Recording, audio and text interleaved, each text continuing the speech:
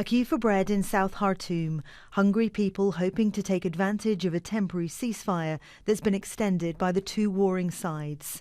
Some have been waiting for many hours and worry they'll go home empty-handed. I swear I have been here since 3 in the morning. So far I have not been able to get one loaf of bread. My children have not eaten anything since yesterday and today is almost gone. The UN is warning the humanitarian crisis in Sudan is turning into what it calls a full-blown catastrophe and millions are affected. We are government employees and our salaries have not been paid. Most of the people are now reprioritising their needs. They're not even targeting 30% of their basic needs. We pray this crisis comes to an end and our country restores peace and security. Fuel in the capital is in short supply. Most petrol stations are closed. The few that are open have long queues. There is relief for some who've been unable to access their savings for more than 2 weeks. The Central Bank of Sudan says most of its branches outside the capital have reopened. It's reassured savers that despite looting, their deposits are safe. So far, we've not faced any problems. Clients are handling their accounts, cash is flowing, and people are buying and selling. The situation was difficult in the early days of the conflict, but now everything is back to normal. People trapped in the areas of Bakeries and East Nile, north of the capital Khartoum, are bracing for more airstrikes and explosions as the army and the paramilitary rapid support forces battle for control of Sudan at the expense of its people. Victoria Gatenby, Al Jazeera. And Heber Morgan has more from Khartoum. Both sides, the Sudanese army and the rapid support forces, have placed conditions for their envoys or their delegates to talk to each other.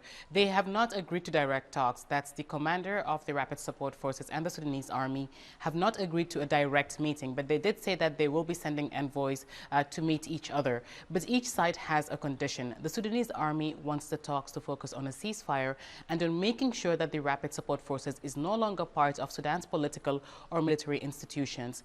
Meanwhile, the rapid support forces has the condition of a ceasefire on the ground that is actually being implemented before holding any talks with the Sudanese army. And right now, that is not happening.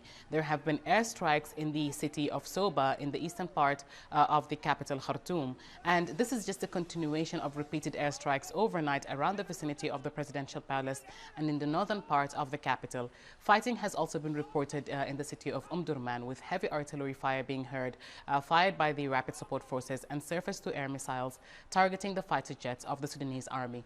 And this is when there's supposed to be a ceasefire right now. It's the second day of a 6th ceasefire that has been agreed upon by both sides. But on the ground, people say they're not seeing any of it being manifested.